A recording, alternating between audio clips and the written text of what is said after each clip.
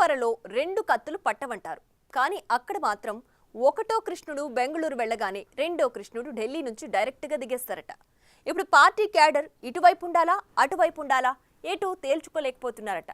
మరి ఈ సమస్యకు పరిష్కారం ఏంటి? ఆ పర్యవసనం ఎలాంటిది? ఇప్పుడు చూద్దాం.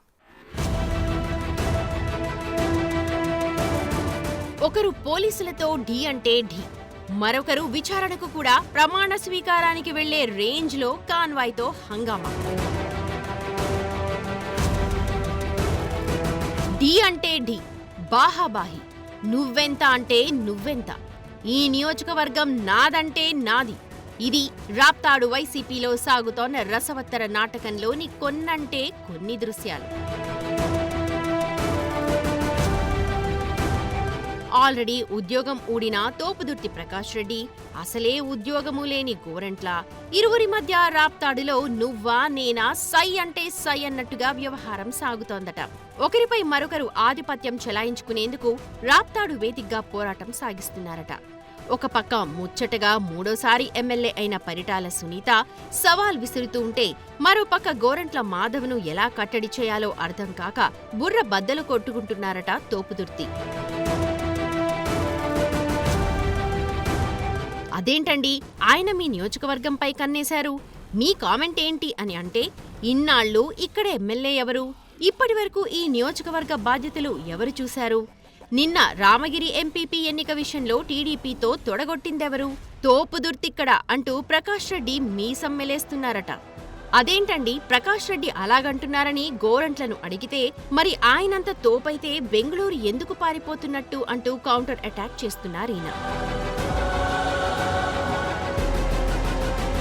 దానికి తోడు ఈ సెగ్మెంట్లో తన సామాజిక వర్గ ఓటర్లు కూడా అత్యధికంగా ఉండటంతో ఈ టికెట్ ఎలాగైనా సాధించాలి అన్న ఆలోచనతో ఉన్నారంట గోరంట్ల.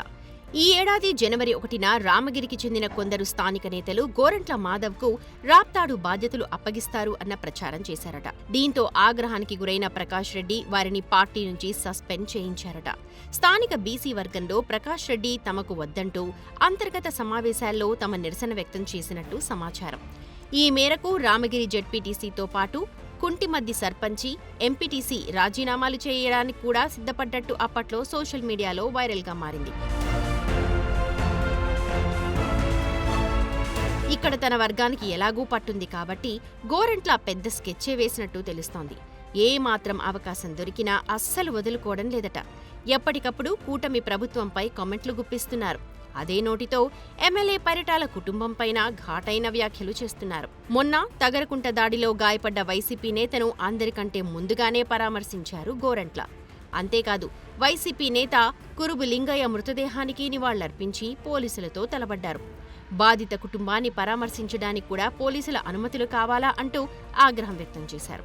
రాష్ట్రంలో రెడ్ బుక్ రాజ్యం నడుస్తోంది అంటూ కూటమి ప్రభుత్వంపై దుమ్మెత్తిపోశారు.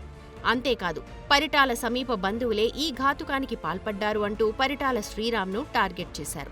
తమ పాలనలో హింసా రాజకీయాలు లేవని, అదే కూటమి ప్రభుత్వం వచ్చాక ఫ్యాక్షన్ తిరిగి ప్రారంభమైనట్టు చెప్పుకొచ్చారు గోరంట్ల. ఇలా ఎటు నుంచి ఎటు చూసినా గోరంట్ల గట్టి పట్టే బిగిస్తున్నారట. ఈ విషయం గుర్తించిన ప్రకాష్ రెడ్డి ఇటీవల రామగిరి ఎంపీపీ ఎన్నికలను 2 వారాల పాటు వాయిదా వేయించగలిగారు. కానీ తిరిగి తనను కేసులు తరుముకు రావడంతో తిరిగి బెంగళూరు పారిపోయారట. ఇదే అదునుగా భావించిన గోరంట్ల ఢిల్లీ నుంచి వచ్చి తిరిగి తనదైన శైలిలో యాక్టివ్ అయ్యారట. హస్తిన నుంచి వచ్చి రాగానే లింగమయ్య మృతికి నిరసనగా చెలో పాపిరెడ్డిపల్లి అంటూ పిలుపునిచ్చి హల్చల్ చేశారట. ఇటు పోలీసులకు అటు కార్యకర్తలకు ఈ ఇరువురి నేతల పోరాటం విషయంలో ఏం చేయాలో అర్థం కావడం లేదట. మరీ ముఖ్యంగా పార్టీ కార్యకర్తలకైతే తాము ఎవరి వైపున ఉండాలో అర్థం కావడం లేదు అని తీవ్ర ఆవేదన వ్యక్తం చేస్తున్నారట. మరి చూడాలి, అధిష్టానం వీరి మధ్య ఈ పోటీ ఎందుకు పెడుతోందో, గోరంట్లను ఎందుకు ఎగదోస్తోందో తేలాల్సి ఉందంటున్నారు. ఒకవేళ ప్రకాష్ రెడ్డికి ఇక్కడ ఛాన్స్ లేదంటే చెప్పేయొచ్చు కదా, అదే గోరంట్ల ఇలా ఎగబడుతూ ఉంటే ఆయన్ను వారించొచ్చు కదా. ఏ క్లారిటీ లేకుండా ఇలా ఇద్దరిని ఉసిగొలిపి మా మనోభావాలతో ఆడుకోవడం ఎందుకు అని వాపోవడం రాప్తాడు వైసీపీ కార్యకర్తల వంతుగా మారిందట.